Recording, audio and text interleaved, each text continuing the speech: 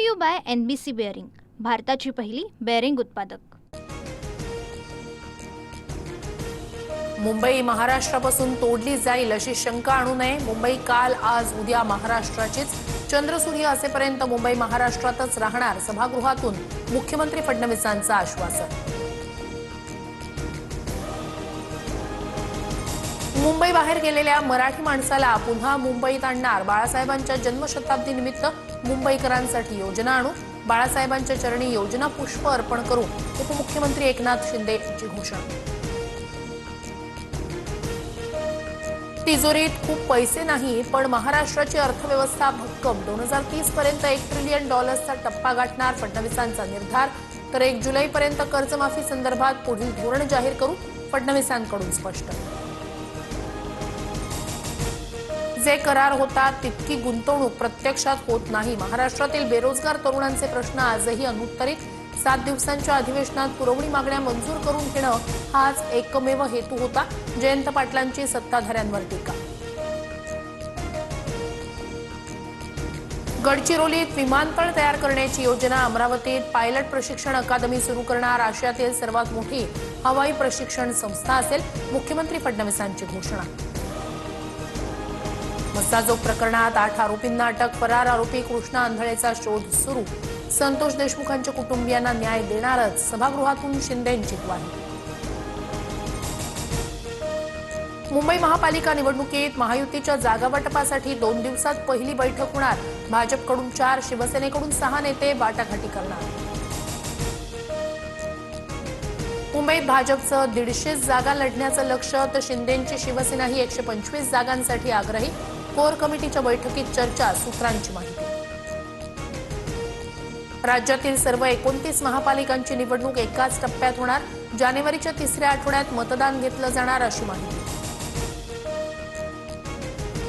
संघाच्या मुख्यालयात महायुतीच्या आमदार मंत्र्यांचं बौद्धिक, फडणवीस शिंदेंकडून सरसंघचालक डॉक्टर हेडगेवार आणि गोळवालकर यांच्या समाधीचं दर्शन, मात्र अजित पवारांसह राष्ट्रवादीचे आमदार मंत्र्यांची रेशीम बागेत अनुपस्थिती। अजित पवार गट स्वतंत्र पक्ष, भाजपचा भाग नाही, महायुतीच्या नेत्यांनी भाजपप्रमाणेच विचारधारणा ठेवावी असा आमचा दुराग्रह नाही, संघाच्या बौद्धिकात राष्ट्रवादीच्या गैरहजेरीवर मुनगंटीवारांची प्रतिक्रिया। शिवसेना संघाची विचारसरणी मिळती जुळती, राष्ट्रप्रेमाची प्रेरणा मिळते, जनसेवेचं काम करण्यास बळ मिळतं, रेशीम बागेतून शिंदेंचं भाष्य।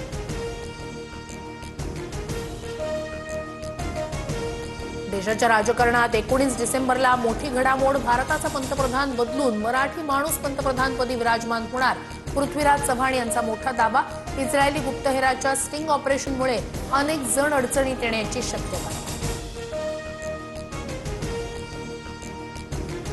पृथ्वीराज चव्हाण यांचं वक्तव्य बालिश, ज्यांचं कराडमध्ये अस्तित्व नाही अशा लोकांनी पंतप्रधानांवर बोलावं, हा या वर्षातील बिगेस्ट जोक, मंत्री आशिष शेलार यांची टीका।